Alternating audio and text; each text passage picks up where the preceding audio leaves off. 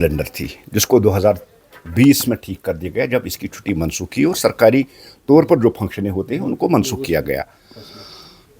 अब national conference या जितनी भी रीजनल पार्टी से शहीद किनको कहते हैं ये समझ में नहीं आता। बेसिकली इस दिन कश्मीरी पंडितों के साथ लूट मार हुआ था। आप वसारनाग, महाराज बाजार, जैन कदल, हरी सिंह हाई स्ट्रीट, इन सब जगहों पे जो कश्मीरी पंडितों की प्रॉपर्टी थी या कश्मीरी पंडितों की जो दुकानें थी उनको लूट लिया गया था। और ये देखने वाली बात है, इसमें एक सबसे बड़ा जो एक कैरेक्टर है वो कादिर है, जो पेशावर का था, जो श्रीनगर सेंट्रल जेल में बंद था। उसकी ही रचाई हुई सारी ये साजिश थी, क्योंकि अंदर जो उसके साथी थे उनको बाहर लाने के लिए उन्होंने ये सारा जो खेल है इसको रचाया था।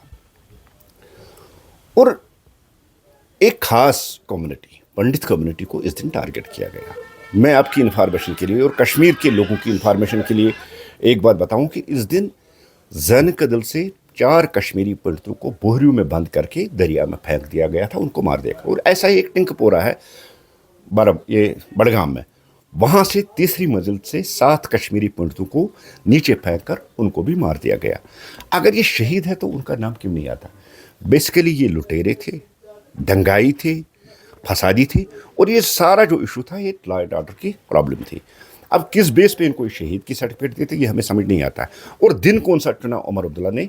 आज, जब हमारे 28 MLA श्रीनगर में सेक्रेटरीट के सामने धरने पे बैठे हैं कि जो उमर साहब की नाकामियाँ जो 8-10 महीने में वो कर नहीं पाए, उन नाकामियों को वो उसके खिलाफ एहतजाज कर रहे हैं। इसलिए उससे टेंशन डाइवर्ट करने के लिए, अटेंशन डाइवर्ट कर ली, आज एक नया ड्रामा शुरू कर दिया। देवार फलांग के वो ग्रेवयार्ड पे चली गई। लेकिन जहाँ तक भारतीय जनता पार्टी का पक्ष है, हम इनको शहीद नहीं मानते, हम इनको लुटेरे मानते हैं, हम इनको दंगाई मानते हैं। क्योंकि एक कम्युनिटी जो कश्मीर में रहती थी उनके साथ बड़ा जुल्म उस दिन हुआ था। वो मैंने गिनाया भी आपको किन किन मोहल्लों और किन किन जगहों पे उनके साथ जुल्म हुआ था। ये दंगाई थे, लुटेरे थे, इनमें कोई शहीद नहीं था। और जो पार्टियां इनको शहीद कहती है उनको पहले कादिर का कैरेक्टर है उसको लोगों के सामने लाना होगा। क्योंकि यहाँ तो हमेशा कश्मीर की पॉलिटिक्स में मज़हब का तड़का डाल के हमेशा पॉलिटिक्स की जाती है। वो चाहे नेशनल कॉन्फ्रेंस हो, PDP हो, अपनी पार्टी हो, हर कोई पार्टी मज़हब का तड़का डाल के इसको कुछ करे। अब इसको भी जैसे इस्लामी स्ट्रगल थी, ये कहीं